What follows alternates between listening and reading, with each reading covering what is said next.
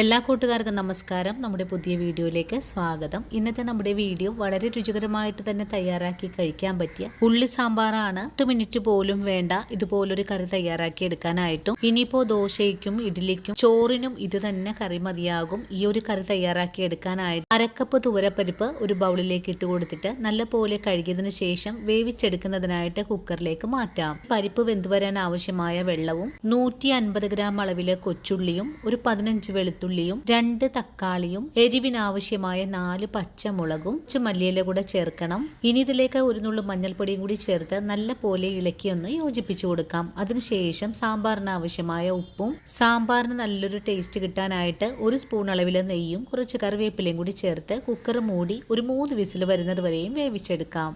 3 വിസിലിന് ശേഷം കുക്കറിന്റെ എയറെല്ലാം പോയി വന്നപ്പോൾ മൂടി ഒന്ന് തുറന്ന് നോക്കുവാണ്. ഈ ഒരു സമയം കൊണ്ട് തന്നെ പരിപ്പൊക്കെ നല്ലപോലെ വെന്ത് വന്നിട്ടുണ്ട്. ഇനി നമുക്ക് ഈ വെന്ത് വന്നിട്ടുള്ള പരിപ്പ് ഒരു മൺചട്ടിയിലേക്ക് മാറ്റാം.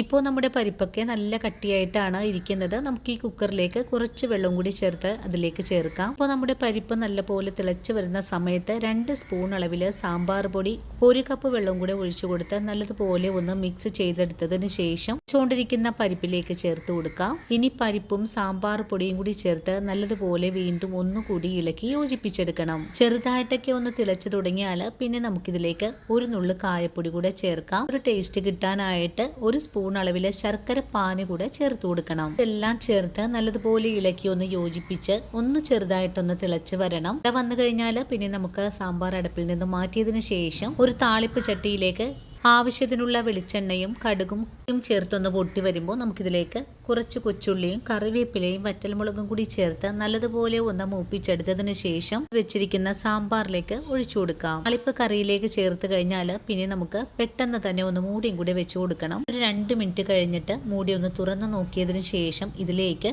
ഒരു തക്കാളി ഒന്ന് പൊടിയായി കട്ട് ചെയ്തത് കൂടി ചേർത്ത് കഴിഞ്ഞാൽ വളരെ സ്വാദിഷ്ടമായിട്ടുള്ള സാമ്പാർ ഇവിടെ റെഡി ആയിട്ടുണ്ട്. ഇതുപോലൊരു സാമ്പാർ ഉണ്ടാക്കാനായിട്ട് വളരെ എളുപ്പമാണ്. ഈ ഒരു വീഡിയോയും കണ്ടിട്ട് എല്ലാവരും വീടുകളിൽ തയ്യാറാക്കി നോക്കണേ.